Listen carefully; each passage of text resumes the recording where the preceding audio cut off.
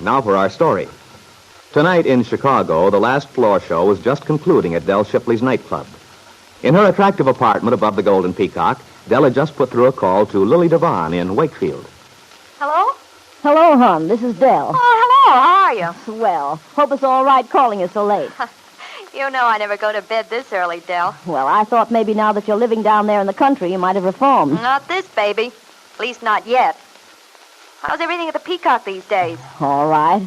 We miss you, of course. Cut it out. No, honestly. Things don't seem the same. I can't get used to it. You mean it's so peaceful and quiet? Well, come to think of it. But tell me, how's the supper club coming along? Oh, just fine, Dell. Up to my ears in paperwork at present. I've got most of the estimates, and we're just about ready to start. Swell, hon. I guess you've run into some trouble getting materials and stuff, haven't you? Yes, but I think we'll be able to manage. We won't need a lot of lumber, and that's a good thing. Fixtures are still kind of scarce, too, but the contractor thinks he can wangle what we'll need. Sounds as if you've really been in there pitching. Well, haven't had any trouble finding things to keep me busy, that's a cinch. Good for you. Keep up the good work, hon. Oh, by the way, have you seen David Bowman at the bank about the loan? Well, not yet, but I'm seeing him tomorrow. I see. I wondered. Well, I had to wait until I got the estimates from the contractors. Everything's all set now. Fine. You can send the papers up special delivery as soon as they're ready for me to sign. Well, that's what I plan to do. You like David. He's a swell guy. I'm sure he'll be just as helpful as he can be, knowing you're a friend of Aunt Mary's. Yeah. Isn't he Kitt Calvert's uncle? Mm-hmm. But you mustn't hold that against him.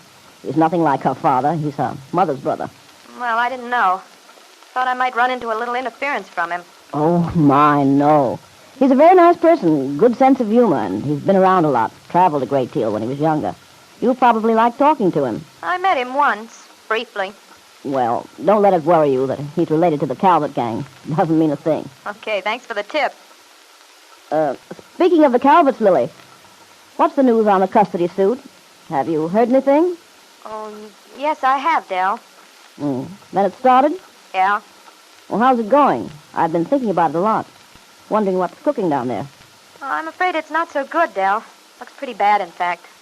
You mean they're running into trouble? Yeah. Aunt Mary dropped around yesterday. She was kind of discouraged. Well, if Mary's feeling blue, it must be bad.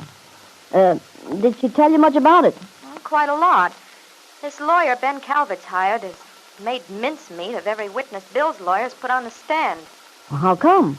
Well, Angus McKillop, that's Bill's man, puts them on the stand, and it looks pretty good. And this other guy starts firing questions at them. And it always winds up looking as if Kitt Calvert is a poor, innocent little victim or something, and that Bill's a heel. The way he twists things around, Aunt Mary says. I guess he's pretty slick. Oh, darn it. Well, I sure hope it won't be a walk-away. I hope McKillop can drag it out for a while. Oh, I think it's far from settled. But Aunt Mary says no, unless something happens. She's afraid Bill's going to lose the case. Makes you feel kind of like a bum. Nothing you can do about it. Yeah. Well, hon, maybe there will be something we can do about it. Meanwhile, you keep up the good work and let me know how you come out with David Bowman at the bank. I will, Dell. Thanks for calling. Nice to hear your voice, you old so-and-so. Oh, well, good night, Lily. Good night, Dell. So even Mary thinks things look bad. And she's always hopeful if there's any reason at all to hope. Well, I'm going down and talk to Lisa again.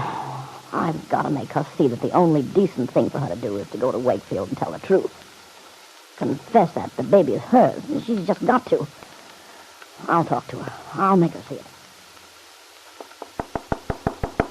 Yes? Who is it? It's Dell, Lisa. Oh. Come in, Dell. I wanted to catch you before you left tonight. I'm glad you came in, Dell. I was planning to stop in and see you. Won't you sit down? Yeah, I will. Did you see the show tonight? No, Lisa, that's not the reason I came. Lisa, I just talked to Lily on the phone. Oh? How is Lily? I hope she's not homesick already. We didn't talk about that. Anyway, she's been too busy to think about herself much. Yes, I suppose getting the supper club started and everything. Yeah. Lily did give me some news, though, about Bill's custody suit. Oh? It's not going well. That's too bad. Yes, it is, Lisa. Looks as if Bill's going to lose. That Kitt will get custody of the baby permanently. I see. Well, is that all you have to say? Well, what am I supposed to say, Dell? We've talked the whole thing over again and again. I told you how I feel about it.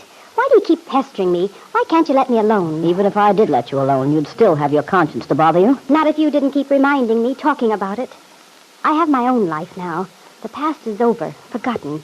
It doesn't mean anything. You're trying to forget the past, Lisa, but you'll never be able to. If you let that custody suit go through the way it's going, let your child stay in Kitt Calvert's possession, you'll regret it for the rest of your life. It seems to me that's my business, Dell. I've told you over and over how I feel. I have a right to happiness, too. Happiness with Lance. Not unless you tell him the truth. I can't stand this anymore, Dell. You've been pounding at me for weeks now, every time I see you. What are you trying to do? Do you think you can wear me down finally just by harping and harping? Yes, that's exactly what I'm trying to do, Lisa. I want you to see what a mistake you're making. And I want you to face it. No, it's no use, Dell. I'm not going to change my mind. I can't. Lisa, think of all the people who are concerned. Bill, Peggy, Nicholas Dawn, not to mention your own husband, Lance. Think of Bill going through this trial, thinking this baby he's fighting to get custody of is his own son. And think of Lance. He wants a child, Lisa.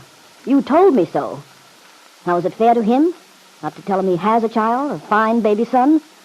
And think what it means to Bill if he loses the custody of that baby. It seems to me, Dell, that that's the best solution. If Bill doesn't get custody of the baby, there's nothing to stand between him and Peggy. They can get married. Peggy's wedding invitation came in the mail today. At the time the whole thing's settled, she'll be married to Nicholas Dawn. But why couldn't Peggy wait until after the trial, until she knew exactly how it was coming out? It isn't just a question of whether Peggy marries Bill Meade or Nicholas, Lisa. There's much more to it than that. Here, these people are all being dragged through a terrific emotional strain. Bill worrying about the baby's welfare, and Peggy on tenterhooks, and Lefty and Aunt Mary. I thought Lefty wanted Peggy to marry Nicholas. Well, he wouldn't if he understood the circumstances. Well, I'm sorry, Dell, but you can't change my mind. Besides, as I've tried to make you understand, it's not my responsibility. It's Kitt's now. The baby is hers. She took him from me. I went through the worst misery I ever had in my life because of it. But it's finished. Lance and I'll start over. Perhaps we'll have another child. Lisa, you're making a terrible mistake. Someday, unless you change your mind now, you'll regret it bitterly. I'm sure of that. Sooner or later, it'll catch up with you, one way or another. These things always do. And that's something I'll have to find out for myself.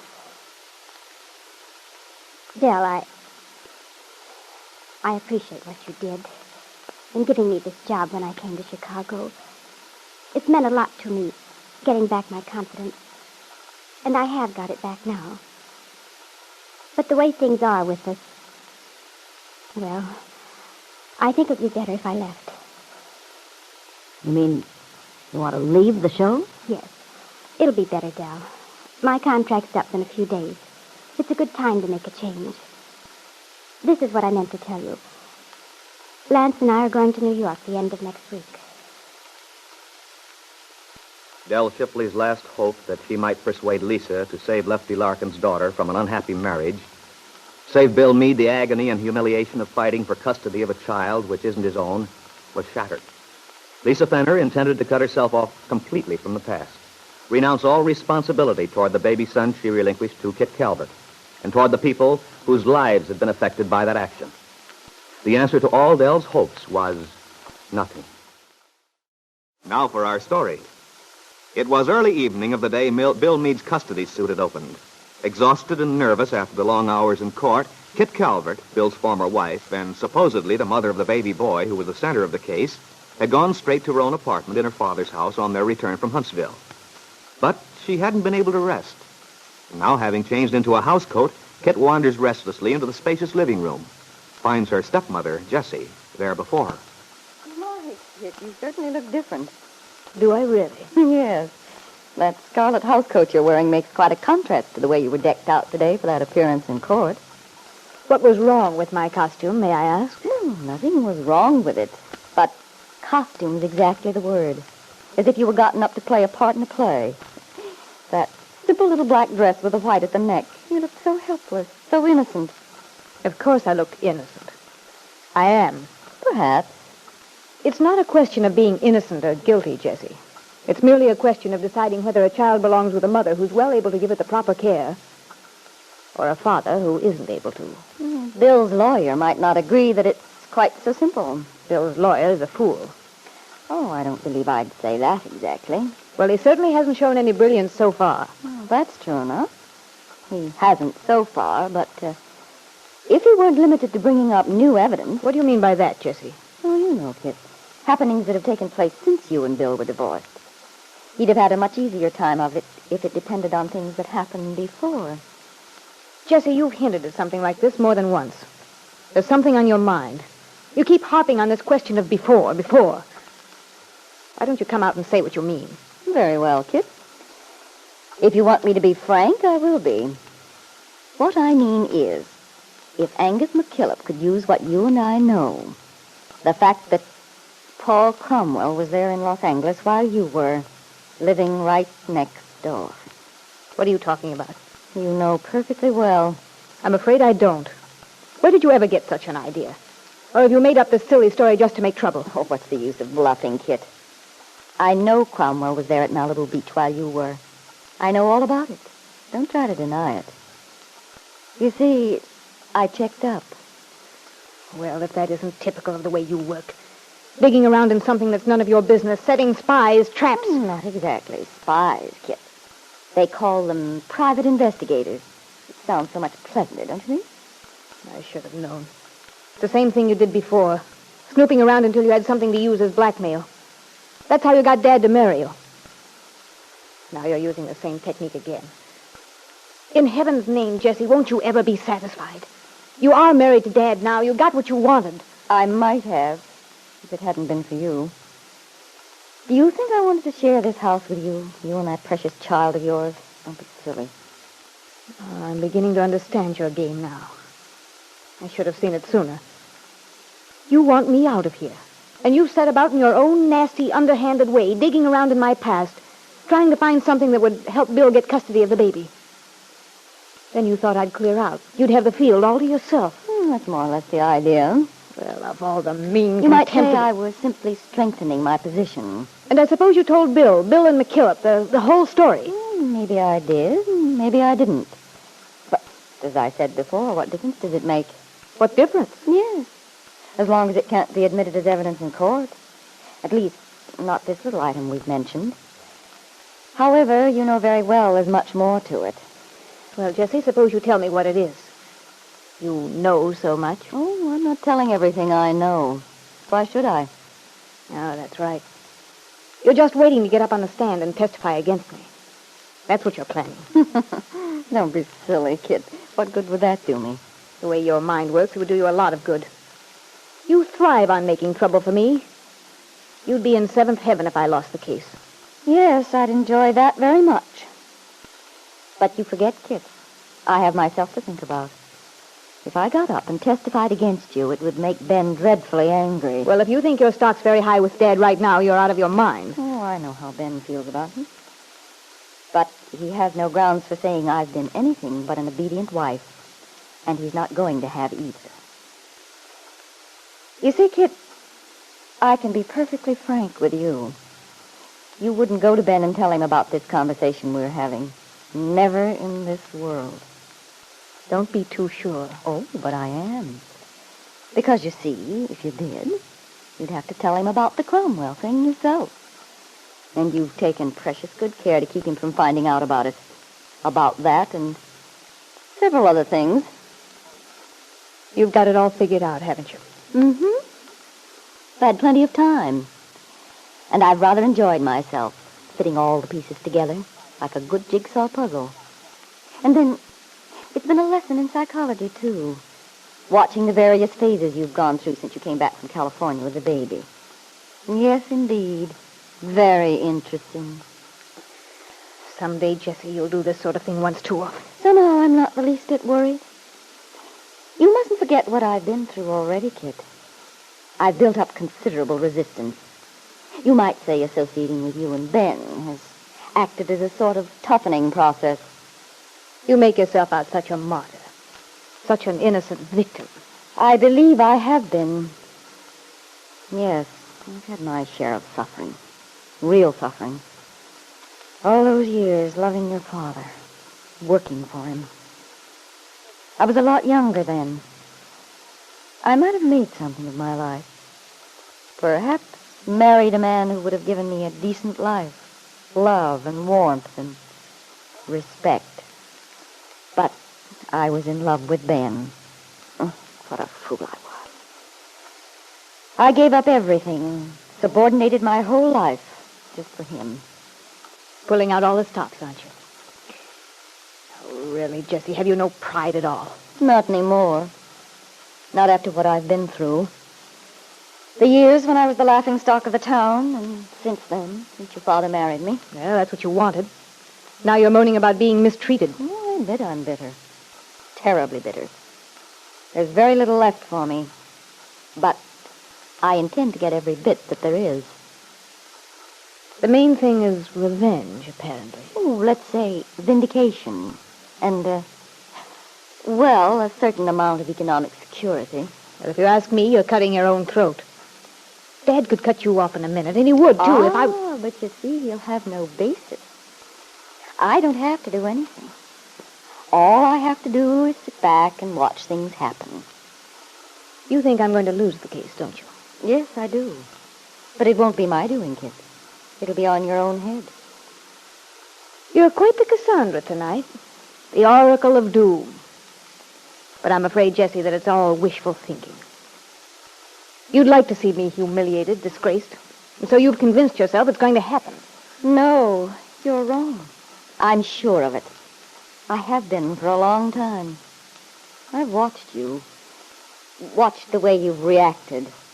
Noticed how nervous you get at any mention of California. Of what went on there. Why, even when that poor little thing, what was her name? Mrs. Fenner, when she came here, you went into an absolute tailspin. Oh, for heaven's sake, now your imagination's really running away with you. A girl I barely know drops in for an afternoon, months ago, and you make a 3-act play of it. Well, that's merely another example of how unnaturally jumpy you've been. I'm sure it means something. And I'm also sure that before the trial is over, whatever it is will come out, without my lifting a finger. I believe your own actions, your own selfishness and contempt for other people, will eventually catch up with you. That's why I'm content just to sit back and wait. For a moment, Kitt had an impulse to do something violent. But then she realized how hopeless it was to strike out at the woman. Because Jessie might be right. The trial was started and she might be caught, trapped in the path of the gigantic machinery she herself had created. The very thing which could crush her now. Now for our story. This morning, in a courtroom presided over by Judge Hiram Willoughby, the custody suit of Meade versus Calvert was in session. A few minutes earlier, the assemblage had arisen at the bailiff's request and had remained standing while a salute to the flag was given. Now, in the lull which precedes the questioning of the first witness, Lefty Larkin turns to Aunt Mary, who is sitting beside him. Well, Aunt Mary, let's hope things go better today. Yes, let's. So far, I must say it doesn't look too good. Oh, it's too bad. The way that Mr. Farnsworth twisted things around when he cross-examined Miss Thorndyke. I'd been putting a lot of faith in the effect her testimony would have. Yeah. That nurse ought to have been a swell witness for Bill. But Farnsworth made her look like a spiteful old maid, jealous of Kitt's having a baby. And that isn't true at all.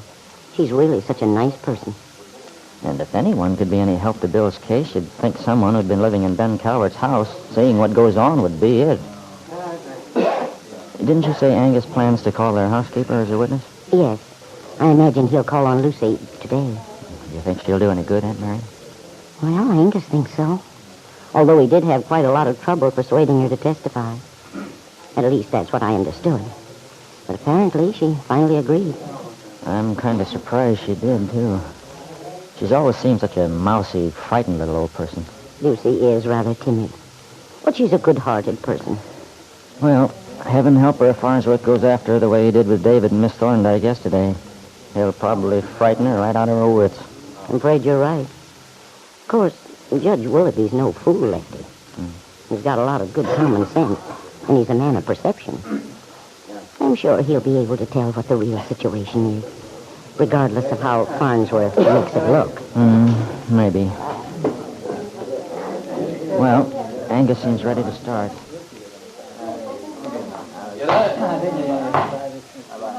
Your Honor, I wish to call Miss Lucy Norris to the stand. This way. If you please, Miss Norris. Yeah, that's right. Right up here in front. Thank you. You could just sit down in the chair over there. Here? Is this where I'm to sit? Yeah, that's fine. Right next to the judge. Yeah, that's fine. Do you want me to take off my hat?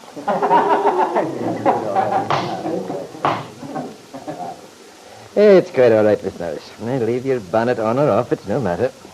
Now, this gentleman has something to say to you here. Raise your right hand, please.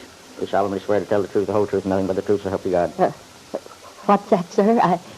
I beg your pardon. I didn't quite catch what you said. Repeat the oath, please, bailiff. And don't mumble. Yes, Your Honor. Raise your right hand, please. Now, do you solemnly swear to tell the truth, the whole truth, and nothing but the truth, so help you God? Oh, yes. Yes, indeed. Thank you, Miss Norris. Now, I'm going to ask you a few questions, and you ought to answer just the question I ask you. Now, do you understand? Yes, sir. All right, then. Now, first, what is your name, please? Why, Mr. McKillop, you know my name. But I'd like you to say it so the rest of the court will know it, too. Yes, sir. Lucy Norris, sir. Yeah, very good. Now, Miss Norris, you work for Mr. Ben Calvert, do you not? Yes, sir, I do. What is the nature of your duties, please? The what? The what, sir? Oh, what do you do for Mr. Calvert and his family? I cook and clean and wash. I do all the work. And now, since Miss Thorndyke's gone, there's the baby to look after and Miss Kitt. I mean, Miss Calvert doesn't... Your Honor, I object. The witness's remarks have no bearing on the question. Objection sustained. Proceed, Mr. McKillop. Miss Norris, how long you worked for the Calverts, if you please? How long? Oh, gracious, it's a long time. Indeed it is. I can't say exactly. About 15 years. Will you tell the court, please, exactly how long you have known the defendants? That is to say, how long have you known Miss Kitt Calvert? Miss Kitt, sir? Why, I've known her all my life, ever since she was a baby. But, of course, she wasn't always at home. She was away to school, you know. Hey. Then, except the periods when Miss Calvert was away from home, you've seen her off and on since she was a child. Is that correct? Yes, sir. And then she got married. Now, we're coming to that. Miss Calvert's marriage. Yes, sir. Miss Norris, do you remember the night Miss Calvert returned from California with her baby? Oh, yes, sir, I do. Mr. Calvert was real excited. Now, suppose you tell us in your own words what happened that night. Well, after dinner, Mr. Calvert got ready to go to the station with Mr. Meade. Mr. Bill Meade, who was then Miss Calvert's husband, eh? Yes, sir. He went to the station with his father-in-law, Mr. Calvert, to meet his wife. Was that how it happened? Yes. And then when they came back, Mr. Calvert and Mr. Meade took Miss Calvert up to her apartment, the apartment her father, that Mr. Calvert, had ready for her. Yes. After a while, Mr. Meade came down to the kitchen. I'd gone to bed, but my room is just off, you know. I heard him rattling things around and filling the tea kettle. Yes, go on. Well, after a while, I heard voices. Mr. Meade's and... You heard Mr. Meade talking to someone. To whom was he talking, Miss Norris? I don't feel right about this, Mr. McKillop. It don't seem as if it's up to me to be sitting up here and talking about the family this way. Now, Miss Norris, now, don't be nervous. Just tell us what you remember. You do remember the name of the person whom Mr. Meade was talking in the kitchen, don't you? Well, yes, I do, but it's none of my business. But it is your business to tell the truth. I'm sure that you're an honest woman. Oh, yes, sir, I am. Then you just do as I say now. Tell the court who it was who came into the kitchen that night. Well, if I must, it was Mrs. Calvert, Mr. Calvert's wife. I see. From your bedroom, which is just through the laundry, you could hear their voices quite distinctly. Hmm? Yes, I heard them. You remember anything Mr. Meade said? He said he was awfully proud of his son, that he He was a fine, healthy child. He sounded very pleased, but sort of sad-like, too. You see, he sounded as if he were unhappy. Your Honor, I object. Objection overruled. The testimony is entirely admissible. You may proceed, Mr. McKillop. You were saying, Miss Norris, that Mr. Meade, the baby's father, sounded unhappy. Now, from what you heard later on in the evening, can you tell the court why you believe Mr. Meade was unhappy? Wasn't it because on the very evening his wife returned from a long absence in California, thousands of miles away, on that very first evening, his wife refused to return to their home, the home in which they had spent the first months of married life? Wasn't it because she insisted on staying under her father's roof rather than return with her husband to the home he had provided for her? I don't remember. But you do, Miss Norris. Think back. Try to remember. No, I can't. I've got my sister to think of. It's not for me to go telling tales.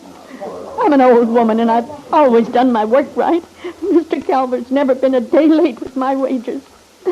I'm not going to go tell. Just a moment, Miss Norris. Now, try to calm yourself. Do you remember the oath you swore when you entered this court today? You promised to tell the whole truth? Oh.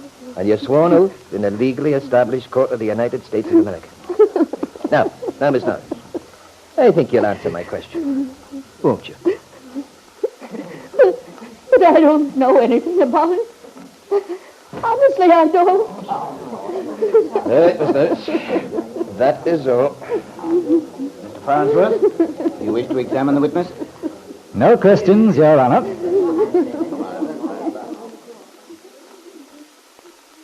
Lucy Norris, in her best black dress and bonnet, was led from the courtroom sobbing. Ben Calvert, who had been sitting forward in his seat tensely, relaxed. The color began to come back to Kitt's face. Jessie wore a masked-like, non-committal expression, and George Farnsworth, the attorney from Chicago, openly beamed with triumph. Meanwhile, Angus McKillop began savagely stuffing his papers back into a worn leather briefcase. He knew well enough what had happened. Farnsworth had gotten to the frightened old woman, had convinced her that her job was at stake, and there was nothing Angus could do about it. Nothing at all.